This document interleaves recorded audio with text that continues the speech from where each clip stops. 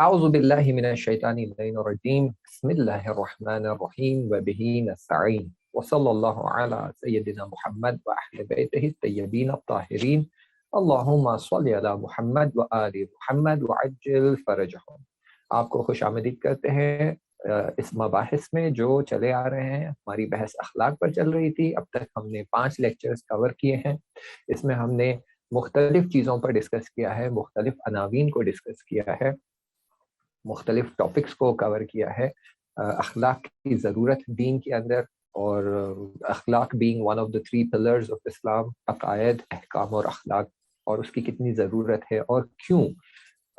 اس کتاب کو ہم نے انتخاب کیا ہے کہ جو کتاب شہید دستغیب شیرازی نے لکھی ہے، جس کا نام ہے قلب سلیم، اور پچھلی مباحثوں کو ہم نے یہ ساری چیزوں کی طرف اشارہ کیا ہے. پھر ہمارا 5th لیکچر جو تھا، اس کو ہم نے بڑھایا قلبی بیماریوں کی طرف، یعنی جو دل کی بیماریاں ہوتی ہیں، جو ہماری روح کی بیماریاں ہوتی ہیں، اس کی طرف ہم نے بحث کو بڑھایا. اور وہاں پر ہم نے ڈسکس کیا کہ شہید دستغیب شیرازی چاہتے ہیں اس بات کی طرف اشارہ کرے کہ قلب کی بیماریاں کیا ہوتی ہیں اور ان سے کیسے نجات پایا جائے، اور ان سے کیسے اپنے دل سے انہیں دور کرے اور اپنے قلب کو اور اپنے روح کو پاک کیا جائے. تو وہ ایک ہم نے بحث کی ہے. اب ہم اسی کو کنٹینیو کرتے ہیں، اور یہ آج کا سیشن بھی جو ہے یہ قلب کی بیماریوں سے ریلیٹڈ ہے. اور اس کے بعد پھر آنے والے سیشنز میں ہم پہلی بیماری جو شہید دستغیب شیرازی اپنی کتاب میں لکھتے ہیں اسے ڈیل کرتے ہیں، اور وہ کافی ڈیٹیلڈ ڈسکشن ہے. تو اسے ہم 2-3 لیکچر پہ ڈیوائڈ کریں گے اور وہاں پر اسے ڈسکس کرتے ہیں. تو آئیے کنٹینیو کرتے ہیں اس بحث کو. قلب کی بیماری، کہ یہ اس کی ڈیٹیل ہم نے پہلے بتائی ہے کہ قلب کی بیماری ایسی چیز ہے جو بدن کی بیماری سے ہٹ کر ہے. اور ہم نے یہاں پر امام علی علیہ السلام کی روایتوں کی طرف بھی اشارہ کیا ہے کہ وہ کہتے ہیں جو ہے غفلت اور یقین اور یہ ساری چیزیں بدن کے 6 علامتیں ہوتی ہیں: صحت اور سلامتی، بیماری، خواب، اور یہ ساری چیزیں. ویسے ہی روح کی بھی 6 علامتیں انہوں نے بتائی تھی، جس میں سے روح کی بیماری اور روح کی سلامتی اور روح کی بیداری اور روح کی خواب اور یہ ساری چیزوں کو ہم نے ڈسکس کیا تھا. پھر ہم نے کہا کہ قلب کی بیماری وہ بڑی مشکل ہے جس کی وجہ سے انسان ایک تو اس بیماری کی طرف متوجہ نہیں ہوتا ہے. کیوں؟ کیونکہ جب بدن میں بیماری آتی ہے تو انسان کو فوراً وہ اسے حس کرتا ہے، درک کرتا ہے، فیل کرتا ہے. اسے بخار آ جائے، اسے کھانسی ہو جائے، اسے زکام ہو جائے، بدن درد ہے، یا کہیں اور کوئی اندرونی بیماری ہے، انٹسٹائنس کی ہے، پیٹ کا انفیکشن ہے، تو یہ فوراً اسے پتہ چل جاتا ہے، کیونکہ بدن کا کوئی نہ کوئی حصہ ریئیکٹ کرتا ہے، درد کرتا ہے، کمزور پڑ جاتا ہے، رنگ چینج ہو جاتا ہے، بلسٹرز آ جاتے ہیں، تو انسان کو پتہ چل جاتا ہے. لیکن روح کی جو بیماری ہے وہ انسان پہچان نہیں پاتا ہے، کیونکہ وہ روح کو درک کرنے کی قابلیت نہیں رکھتا ہے. مگر یہ کہ انسان نے خود پر کام کیا ہے، اپنی روح کو اس نے پاک کیا ہے، اور پھر جب بھی روح میں کوئی بیماری آتی ہے وہ فوراً اس بیماری کو فیل کر پاتا ہے، سینس کر پاتا ہے. تو ہم نے کہا کہ اگر انسان کے اندر روح کی بیماریاں بڑھ جاتی ہے تو اس کا نتیجہ یہ ہوتا ہے کہ روح مر جاتی ہے. اور اگر روح مر جاتی ہے تو پھر اس پر کسی بھی طرح کی ایڈوائس، کسی بھی طرح کی نصیحت، کسی بھی طرح کی حکمت، کسی بھی طرح کی ہدایت کا کوئی اثر نہیں ہوتا ہے، چاہے پھر وہ اس زمانے کے امام سے ہی کیوں نہ ہو. کہ زمانے کا امام آ کر اسے نصیحت کرنے لگے، زمانے کا امام آ کر اسے ہدایت کرنے لگے، زمانے کا امام آ کر اسے رہنمائی کرنے کی کوشش کرے، تب بھی اس پر اس کا کوئی اثر نہیں ہوتا ہے. کیوں؟ کیونکہ اب قلب مر چکا ہے. چاہے پھر اگر میں جسارت نہ ہو اور مبالغہ نہ ہو، یعنی ایگزیجریشن نہ ہو، تو میں کہوں گا کہ حتی فرشتے نازل ہو جائے اور اس سے ہدایت کرنے کی کوشش کرے، تب بھی اس کی ہدایت نہیں ہو سکتی. کیوں؟ کیونکہ اس کا قلب مر چکا ہے. اسی لیے ضروری ہے کہ ہم اس بات کی طرف توجہ کریں اور اپنے قلب کی بیماریوں سے اپنے آپ کو، خود کو نجات دیں، اور دوسروں کی بھی مدد کریں کہ وہ بھی ان بیماریوں سے نجات پا سکے. تو قلب کی بیماری جو ہے وہ ایسی سنگین بات ہے جسے ہم بالکل لائٹلی نہیں لے سکتے. اس کے 2 ریزنز ہیں. ایک یہ کہ دنیا میں اس کا اثر آپ کو دیکھنے ملے گا، کیونکہ جیسے جیسے آپ کی روح کمزور ہوگی آپ کا بدن بھی اسی طرح ریئیکٹ کرے گا، اور پھر آپ کی عبادتیں، آپ کے اعمال، آپ کا تقرب، آپ کی قربت، آپ کی محبت اہل البیت علیہ السلام کی طرف، خدا کی طرف کمزور پڑ جائے گی.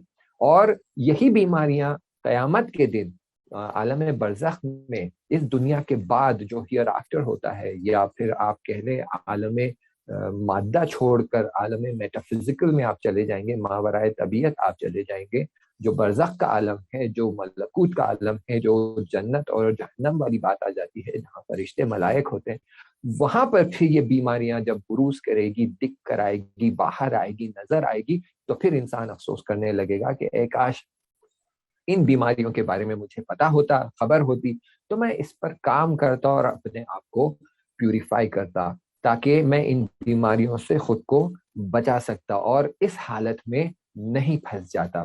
تو دیکھیں، ایک اہم بات اور بہت ہی ضروری بات یہ ہے کہ ہمیں سمجھنے کی ضرورت ہے کہ اگر کسی چیز کی جانکاری یا اطلاع اگر ہمیں نہیں ہے، اس کا مطلب یہ نہیں ہے کہ وہ چیز وجود نہیں رکھتی. مان لیجئے میں آپ سے کہوں کہ یہ کہکشان میں، یونیورس میں ایک ایکس طرح کا پلانٹ ہے اور آپ کو اس بارے میں کوئی اطلاع نہیں ہے، اس کا مطلب یہ نہیں ہے کہ وہ پلانٹ وجود نہیں رکھتا. یعنی عدم اطلاع اس کا مطلب یہ نہیں ہے کہ عدم وجود.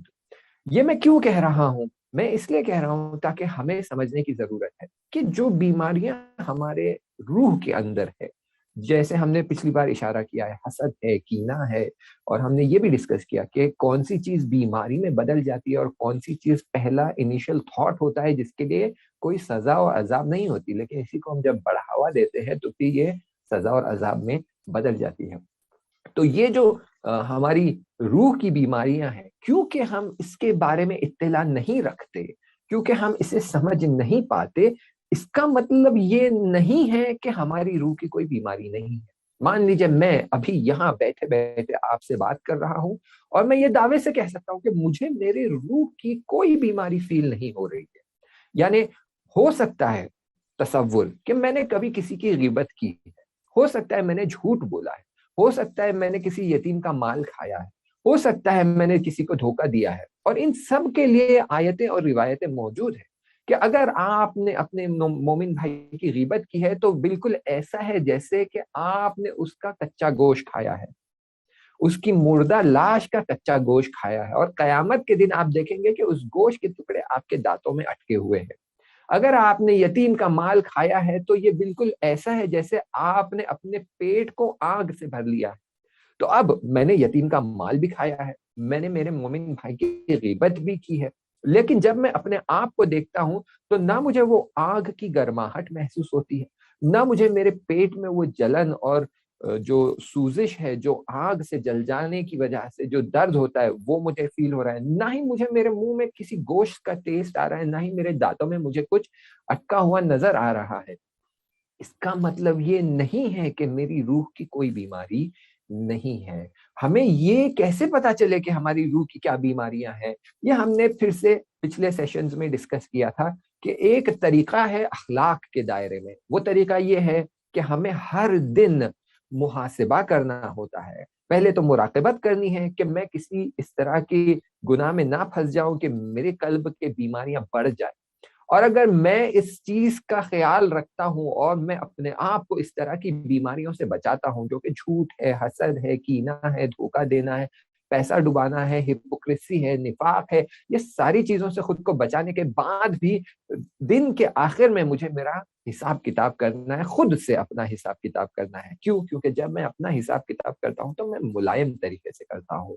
مثال کے لیے، جب آپ کا بچہ آپ کے گھر پہ بیٹھا ہوا ہے، وہ اپنا ہوم ورک نہیں کر رہا ہے، تو جس طرح آپ اس کے ساتھ برخورد کرتے ہیں، جس طرح آپ اس کو ٹریٹ کرتے ہیں، جس طرح آپ اس کو پنش کرتے ہیں، وہ ایک چیز ہے. اور جب یہ بچہ بنا ہوم ورک کیے ہوئے مدرسے چلا جاتا ہے اور ٹیچر سے کہتا ہے کہ میں نے ہوم ورک نہیں کیا ہے، دیکھو آپ نے یہ ہوم ورک دیا تھا، میں خالی پنہ لے کر، خالی پیجز لے کر آپ کے سامنے آ گیا ہوں، تو وہ برخورد جو ٹیچر کرتا ہے وہ فرق کرتا ہے. ہو سکتا ہے ٹیچر الگ الگ کنٹری اور الگ الگ ریجن کے حساب سے، ہو سکتا ہے teacher India, Pakistan, Nepal, Indonesia, Malaysia والے ریجن میں اگر آپ دیکھیں، ہو سکتا ہے ٹیچر اسے اسکیل لے کر مارنا شروع کر دے. لیکن کیا ماں باپ بھی اپنے بچے کو گھر میں مارتے ہیں؟ نہیں، وہ پیار سے سمجھاتے ہیں، پھر تھوڑا بہت ڈانٹتے ہیں، لیکن مارتے نہیں۔ آخرکار اس سے کہتے ہیں آپ کو یہ نہیں ملے گا، آپ کو یہ گفٹ نہیں لائے دیں گے، آپ کو فلان چیز نہیں ملے گی، جو کچھ بھی ہے، لیکن اسے مارتے پیٹتے نہیں ہے۔ اور جب بچہ یہ اسکول چلا جاتا ہے تو وہاں ٹیچر کا ہاتھ کھلا ہوتا ہے، ٹیچر کا اختیار ہوتا ہے، تو پھر ٹیچر اس پر فوراً چھڑی اٹھا دیتا ہے۔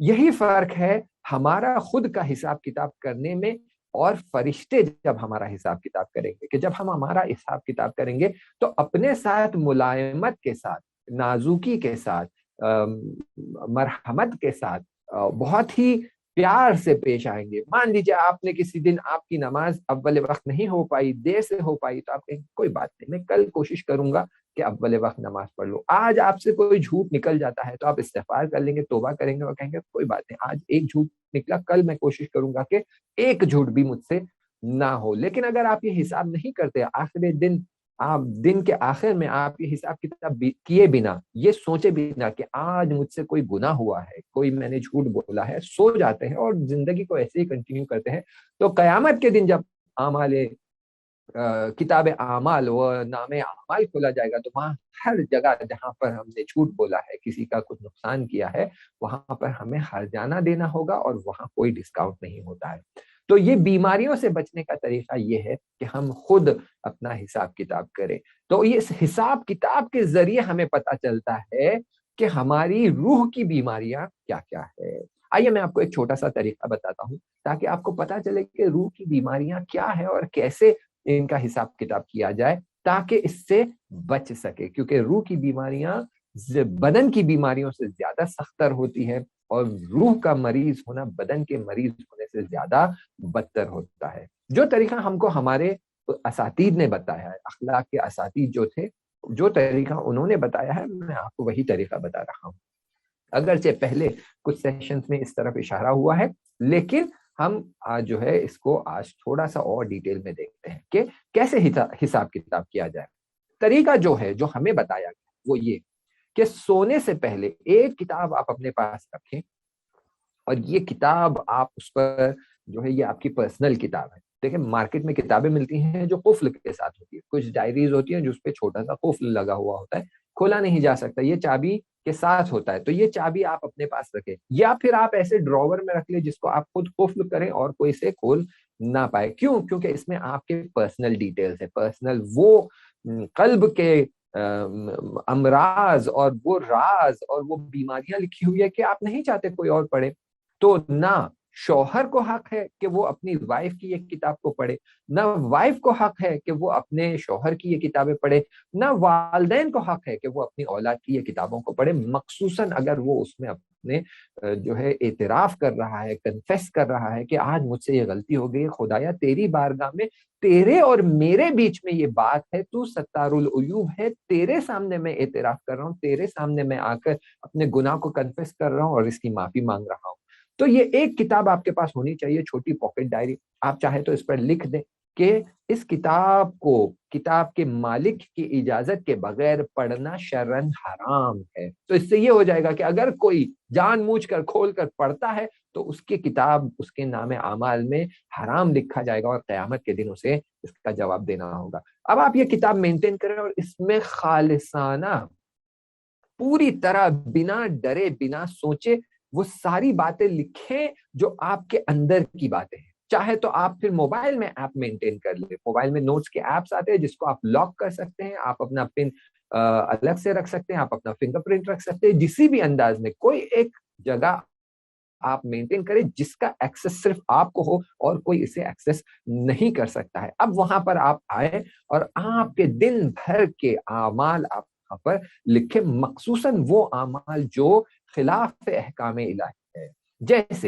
جیسے میں نے آج ایک نامحرم کو دیکھا اور اس کو دیکھ کر میں نے لذت اٹھائی، استغفر اللہ ربی واتوب الیہ، خدایا پروردگارہ اس نامحرم اور حرام نگاہ کے لیے مجھے معاف کر دے، میں کوشش کروں گا کہ یہ کل تکرار نہ ہو۔ میں نے ہالی ووڈ کی مووی دیکھی، اس میں ایک ایسا سین آ گیا تھا، میرے ہاتھ میں ریموٹ تھا، میں بند کر سکتا لیکن میں نے بند نہیں کیا اور میں نے وہ سین دیکھنا کنٹینیو کیا ہے. یعنی ایک حرام نگاہ ہوئی ہے. خدایا پروردگارا میں نے ایک حرام نگاہ کی ہے، اس کے لیے میں معافی چاہتا ہوں، استغفار کرتا ہوں، توبہ کرتا ہوں. میں کوشش کروں گا اسے ریپیٹ نہ کروں. میں نے فلاں شخص کے لیے آج جو ہے تہمت لگائی ہے، کسی اور کے سامنے اس کے بارے میں غلط سلط کہا ہے، یہ غلط ہو گیا ہے. خدایا اس کی معافی مانگتا ہوں. کوشش کروں گا کہ کل یہ تکرار نہ ہو.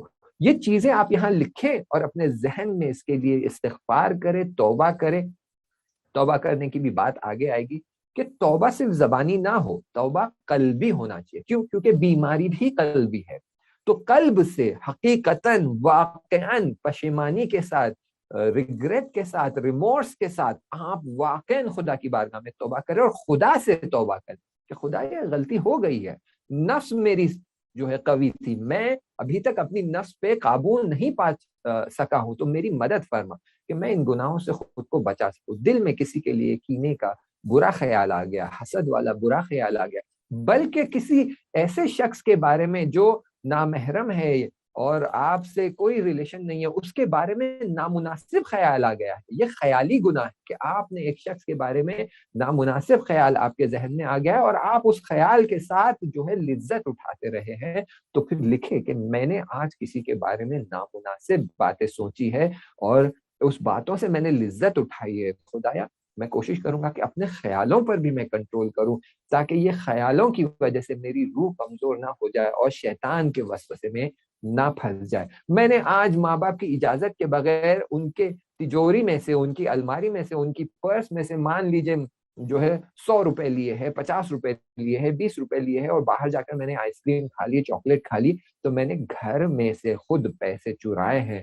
خدایا اس چوری کے لیے میں بہت پشیمان ہوں، معافی چاہتا ہوں، ناراحت ہوں. کوشش کروں گا یہ تکرار نہ ہو. آج میں نے غصے میں میرے والدین پر آواز اونچی کی ہے، آج میں نے غصے میں میرے بچوں پر آواز اونچی کی ہے، آج میں نے غصے میں میری وائف پر آواز اونچی کی ہے، آج میں نے غصے میں میرے بچوں پر ہاتھ اٹھایا ہے، آج میں نے راستے پر کار چلاتے سمے ایک دوسرا بندہ بائک پر میرے سامنے سے کٹ کر کے گیا، میں نے اسے گالی دی ہے. یہ ساری چیزیں آپ کو لکھنا ہے اور ایمانداری سے لکھنا ہے. کیوں؟ کیونکہ آپ چاہ رہے ہیں آپ کی روح کی ٹریٹمنٹ ہو، آپ چاہ رہے ہیں آپ کی روح کی بیماریوں کو آپ دور کر سکیں. بالکل ویسے ہی جیسے جب آپ کے بدن کی کوئی بیماری ہوتی ہے تو آپ ڈاکٹر کے پاس جا کر جو آپ کے بدن کی حالت ہے دقیقاً پریسائسلی ایگزیکٹلی ساری ڈیٹیل بتاتے ہیں. ویسے ہی آپ کو اس کتاب میں، اس نوٹس میں، اس ایپ میں جو بھی آپ مینٹین کریں اس میں آپ کو ایمانداری کے ساتھ لکھنا ہے. کوئی چیز چھوٹنے نہ پائے کہ میں نے مثلا آج غصے میں بچوں پر ہاتھ اٹھایا ہے، چھوڑو نا، یہ تھوڑی لکھنے کی چیز ہے. ایسے ہی غصہ آ گیا تھا، تھوڑا سا ڈانٹ دیا، تھوڑا سا ہاتھ اٹھا دیا، یہ نہیں لکھتے ہیں. وہ یہ نہ کریں. کیوں؟ وہ اب آپ کو نیکسٹ مرحلے میں آپ کو بتاتا ہوں. لیکن ضروری ہے کہ ساری چیزیں لکھیں ایمانداری سے اور اس ایپ کو آپ لاک کر کے رکھیں، اس نوٹس کو آپ لاک کر کے رکھیں تاکہ کوئی اسے ایکسس نہ کر پائے. اب اگلے دن پھر آپ جب نوٹس لکھیں گے اسی طرح سے تو دیکھیں کہ کون سی باتیں ریپیٹ ہو رہی. اگر آپ نے دیکھا کہ کل بھی میں غصے میں آیا تھا، اپنے بچوں پر میں نے ہاتھ اٹھایا، آج بھی میں غصے میں آ رہا ہوں، اپنے بچوں پر ہاتھ اٹھا رہا ہوں، پھر تیسرے دن ریکارڈ مینٹین کریں گے، جب آپ دیکھیں گے آج بھی مجھے غصہ آ رہا ہے، تو آپ کو ریئلائز ہوگا کہ آپ کا root cause, one of the important جو آپ کے روح کی بڑی بیماری ہے وہ یہ کہ آپ کے نفس پہ غضب نے غلبہ کر لیا ہے، غضب نے کنٹرول کر لیا ہے، اینگر نے کنٹرول کر لیا ہے. تو اب آپ کی روح کو عقل نہیں چلا رہی ہے، وہم نہیں چلا رہا ہے، شہوت نہیں چلا رہی ہے، بلکہ غضب چلا رہا ہے. اور غضب کی وجہ سے آپ کی روح سے کچھ ایسے فعل انجام ہو رہے ہیں جس کی وجہ سے غضب کی اور تقویت ہو رہی ہے، غضب آپ کا اسٹرانگ ہوتا جا رہا ہے اور آپ کی نفس اس کے سامنے گھٹنے ٹیک رہی ہے. تو اب آپ کو یہ کرنا ہے کہ دیکھنا ہے، مارک کرنا ہے کہ کون سی بات تکرار ہو رہی ہے. اگر آپ دیکھ رہے ہیں کہ روز مجھ سے یہ غلطی ہو رہی ہے کہ میں نامحرم کی طرف دیکھ رہا ہوں اور دیکھ کر اس سے لذت اٹھا رہا ہوں، تو آپ کو پتا چلے گا کہ آپ کی روح پر اس وقت شہوت کا غلبہ ہے. کہ شہوت، مجھے الگ الگ کھانے کھانا پسند ہے، مجھے الگ الگ لباس خریدنا پسند ہے، یہ بھی شہوت کی نشانی ہے کہ زیادہ سے زیادہ جمع کرو، پیسہ جمع کرو، مال جمع کرو، لباس جمع کرو، شوز جمع کرو. میں نے دیکھا کچھ لوگوں کو ہابی کے نام پر الگ الگ واچز جمع کرنے ہیں. 100 रुपए से लेकर जो है $100 या आप कह ले $1000 या कह ले $10,000 की भी वॉच खरीद कर इन्होंने अपने शोकेस में रखी है कि देखिए ये 100 रुपए की HMT की वॉच है और ये जो है $1000 की $10,000 की स्विस वॉच है और ये सारी है और ये मैं पहनता हूँ। क्यों भाई, आपको क्यों 20 वॉचेस की जरूरत है? बस मेरा शौक है। ये जो शौक है, जो लफ्ज है, इसका मतलब यह है कि शहवत ने आपकी नफ्स पे कब्जा कर लिया है कि जब एक घड़ी से आपका काम चल सकता है, जो 500 रुपए की घड़ी है या 1000 रुपए की घड़ी है या 5000 रुपए की, आज डिजिटल दुनिया चल रही है, आज के स्मार्ट वॉचेस आ गए, ठीक है, 5000 रुपए की घड़ी है, ये आपने ले लिया। अब आपको $10,000 की घड़ी की जरूरत नहीं है, लेकिन ये शहवत है जो आपसे कह रही है कि जाओ $10,000 की घड़ी भी खरीद कर लाओ। तो आप अपने आमाल में, अपने अमवाल में, अपने आसपास की जो चीजें हैं उसमें जब आप निगाह करेंगे तो आपको ये समझ आएगा कि मैंने क्या क्या जमा करके रखा है। इससे आपको पता चलेगा कितना आपके अंदर शहवत का गलबा है।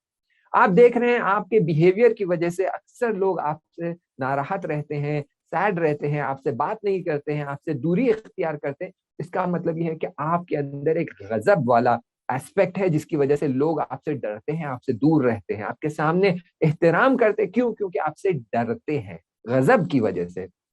पापा दुकान से घर पर आ गए, बच्चे बिल्कुल भीगी बिल्ली की तरह जाकर छुप गए या चूहे की तरह जाकर कहीं छुप गए, बिल्कुल कोई आवाज नहीं, कोई खेलना नहीं, सारे खिलौने उठाकर रख दिए, चुपचाप बच्चे बैठे हुए हैं कि कब बाबा सोए और हम सो जाए या बाबा सोने से पहले हम सो जाए। क्यों? क्योंकि अब बाबा घर पर आ गए। बाबा घर पर आ गए यानी खेल नहीं सकते, बाबा घर पर आ गए यानी चिल्ला नहीं सकते, बाबा घर पर आ गए यानी उछल कूद नहीं कर सकते, बाबा घर पर आ गए यानी भागम दौड़ी नहीं कर सकते। क्यों? क्योंकि बाबा घर पर है। क्यों? क्योंकि अगर ये करेंगे तो डांट पड़ेगी। तो ये यानी गजब का गलबा है। तो ये सारे आमाल जब आप रोज रिकॉर्ड करते जाएंगे तो आपको पता चलेगा कि हाँ, ये बिहेवियर मेरा इशारा कर रहा है कि मेरे अंदर, मेरे नफ्स के रूट में there are some root causes. तो ये एक रूट कॉज, असासी मुश्किल मेरी नफ्स की ये है कि मेरे अंदर मसलन शहवत ज्यादा है या गजब ज्यादा है या वहम की जिंदगी में कर रहा हूँ। और अगर आप देखते हैं कि आपका बिहेवियर बिल्कुल मुनासिब और आकिलाने है तो फिर आपको समझ आएगा कि हाँ, मैं अकली लिहाज से रफ्तार कर रहा हूँ, लेकिन फिर भी मुश्किल मुमकिन है कि अक्ल 100% आपकी रूह पर हावी नहीं हुई है। 50% अक्ल से आप काम लेते हैं, लेकिन बाकी के 50% में आप देखेंगे कि कहीं शहवत आगे आ रही है, कहीं गजब आगे आ रहा है, कहीं वहम आगे आ रहा है और आपको सीधे रास्ते सिरातल मुस्तकीम से दूर करने की कोशिश कर रहा है। तो ये आपको जहन में रखना है कि ये जो बिहेवियर है, आपके बिहेवियर और आमाल से आपको पता चलेगा कि आपकी रूह की क्या हालत है। अब यहाँ पर एक बड़ा नुक्ता जो मैंने पहले कहा था उसे मैं रिपीट करूंगा कि ना होना यानी नहीं जानना, इसका मतलब ये नहीं कि नहीं है। If I don't know it doesn't mean that it doesn't exist. तो यहां हमें समझने की जरूरत है कि क्योंकि मैंने आज तक अपने नफ्स का हिसाब किताब ही नहीं किया है, क्योंकि मैंने आज तक अपने नफ्स को इवेल्युएट ही नहीं किया है। हम देखें, आप जब एक कंपनी ज्वाइन करते हैं, आप ऑर्गेनाइजेशन ज्वाइन करते हैं, तो जैसे ही आप ज्वाइन करते हैं वो आपको बहुत सारे आपके टेस्ट लेते हैं। आप एम्प्लॉय बन गए, कहेंगे आ जाइए, स्वॉट एनालिसिस हो जाए, स्ट्रेंथ्स, वीकनेसेस, अपॉर्चुनिटीज, थ्रेट्स, आपका स्वॉट एनालिसिस हो गया। फिर आप जाएंगे तो आपका नेक्स्ट जो है एनालिसिस होगा, psychological analysis, MBIT, Myers Briggs type indicator, MBTI test लेंगे ताकि पता चले कि ये 16 पर्सनालिटी टाइप्स में से आप कौन सी पर्सनालिटी है। फिर आप आगे थोड़ा बढ़ेंगे, फिर आपका लीडरशिप वाला जो है टेस्ट होगा कि आपकी लीडरशिप क्वालिटीज क्या है। तो आप देखेंगे कि दुनिया जो है, दुनियावी माहौल में हर चीज में आपका अलग अलग एप्टीट्यूड टेस्ट होता है, इंटेलिजेंस टेस्ट होता है, अलग अलग मेसा का टेस्ट होता है जिसमें आपकी IQ लेवल टेस्ट की जाती है, मेंसा सॉरी। तो ये सारी चीजों का टेस्ट किया जाता है ताकि आपकी बॉडी, आपकी इंटेलिजेंस, ये सारी चीजों को इवेल्युएट किया जाए। लेकिन रूह का टेस्ट कहाँ हो रहा है? कौन आपकी रूह का टेस्ट कर रहा है और आपसे कह रहा है कि आपकी रूह इतनी बीमार है, आपकी रूह में ये मरीजी है, आपकी रूह को ये बीमारियां लग चुकी है, आपकी रूह सड़ रही है, आपकी रूह को कीड़े लग चुके हैं। कौन बताएगा? ये डेंटल चेकअप है, जो है आपका फिजिकल चेकअप है, हार्ट का चेकअप है, लंग्स का चेकअप है, ब्रेन का चेकअप है, सब कुछ है। रूह का चेकअप कहाँ है? तो ये रूह का चेकअप हमें खुद करना है, क्योंकि बाहर अभी तक कोई چیک اپ کا سسٹم اویلیبل نہیں ہے. تو یہ چیک اپ ہمیں کرنا ہے اور اس سے ہمیں پتا چلے گا. کیونکہ آج تک چیک اپ نہیں کیا اور کوئی بیماری کا اندازہ نہیں ہے، اس کا مطلب یہ نہیں ہے کہ بیماری نہیں ہے. ہر شخص کے اندر اہل البیت علیہ السلام کو چھوڑتے ہوئے 14 معصومین علیہ السلام، خداوند متعال اور فرشتگان کو چھوڑتے ہوئے ہر انسان کے اندر کوئی نہ کوئی بیماری ہے، چاہے پھر وہ بہت ہی ایکسٹینسو لیول پر ہو یا بہت ہی منسکیول لیول پر ہو، کیونکہ اس نے خود کو کنٹرول کیا ہے، خود کی نفس کو پاک کیا ہے، خود کو دبا کر رکھا ہے اور نفس امارہ کو بروز نہیں ہونے دیا ہے. تو وہ بیماری کمزور پڑ چکی ہے، ضعیف ہو چکی ہے، ویک ہو چکی ہے، لیکن وہ بیماری موجود ہوتی ہے. تو ہر انسان کے اندر نفس کی، روح کی بیماریاں موجود ہوتی ہے، چاہے پھر وہ مراج اکرام ہی کیوں نہ ہو، چاہے بزرگان اولیاء اللہ ہی کیوں نہ ہو، ہر شخص کے اندر ہوتی ہے. اب یہ اس شخص پہ نربھر کرتا ہے، ڈیپینڈ کرتا ہے کہ وہ کب تک اس بیماری کو دبا کر رکھتا ہے، کب تک اسے اپنے کنٹرول میں رکھتا ہے، کب تک اسے جو ہے ایکٹیو ہونے نہیں دیتا ہے، اسے سپریس کر کے رکھتا ہے، تب تک وہ جیتتا رہے گا، آگے بڑھتا رہے گا. تو یہ ہے محاسبہ، کہ آپ حساب کریں خود کا، ہر رات کو سونے سے پہلے حساب کتاب کریں تاکہ آپ کو صحیح طریقے سے پتا چل جائے کہ میری روح کی بیماریاں کیا کیا ہے. اب اس میں سے کئی چیزیں ہیں جن کا نام میں نے نہیں لیا ہے، لیکن جیسے جیسے ہم آگے بڑھیں گے تو ان چیزوں کی بات آئے گی، ان کے نام لیے جائیں گے، ان کی طرف اشارہ کیا جائے گا، انہیں سمجھنے کا طریقہ دکھایا جائے گا کہ کیسے ہم سمجھیں کہ یہ کون سی بیماری ہے، کس وجہ سے یہ بیماری آ رہی، بلکہ ان کے ریزنز بھی بتائے جائیں گے کہ اس ریزن کی وجہ سے یہ بیماری اتنی بڑھتی ہے اور اتنی شدید ہو جاتی ہے. اور یہ دیکھیں، یہ اگر اس طرح بیان کروں کہ خداوند متعال نے جب انسان کو بنایا تو اس نے انسان کو ہر چیز سے الگ بنایا. اسی لیے خداوند متعال قرآن میں کہتا ہے کہ تبارک، میں نے خود کو مبارکباد دی ہے، انسان کو میں نے خلق کیا ہے، یہ لیول سے وہ گزرا اور جو ہے علقے بود، پہلے نطفہ تھا، پھر علقے ہوا، پھر یہ سچویشن ہوئی، پھر فیٹس بنا، پھر ایمبریو بنا، اور یہ سب ہونے کے بعد پھر یہ ہم نے اس کو انسان بنا دیا. اور پھر خدا کہتا ہے کہ مبارک، تم نے کیسی مخلوق بنائی ہے، یعنی انسان کو ہر چیز سے ہٹ کر بنایا ہے اور انسان کے اندر ایک چیز رکھی ہے جسے ہم کہتے ہیں عقل، جسے بلکہ اس انداز میں اگر بیان کیا جائے تو کہیں گے شعور.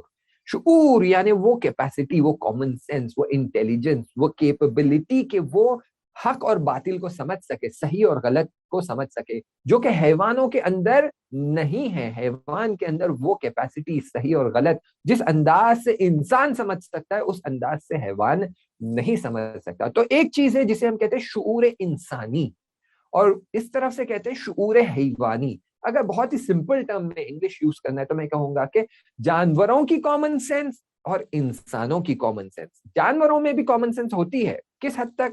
جس حد تک کہ وہ ان کی جان خطرے میں نہ پڑے. انہیں کھانا دیا جائے گا، ہری بھری تازی گھاس ہے اور سڑی ہوئی گھاس ہے، وہ ہری بھری گھاس اٹھائے گا. کیوں؟ کیونکہ اس کے اسمیل سینسز اسے بتائیں گے کہ اس میں سے گندی بو آ رہی ہے سڑی ہوئی گھاس میں سے، اور اس میں سے تازی فریش خوشبو آ رہی، وہ اسے اٹھائے گا. یا اس کی جو ہے کامن سینس اسے گائیڈ کرے گی کہ یہ فریش چیزیں کھائیں، مان لیجیے. لیکن انسان کی کامن سینس بہت الگ ہے، بہت زیادہ فرق کرتی ہے حیوان کے کامن سینس سے.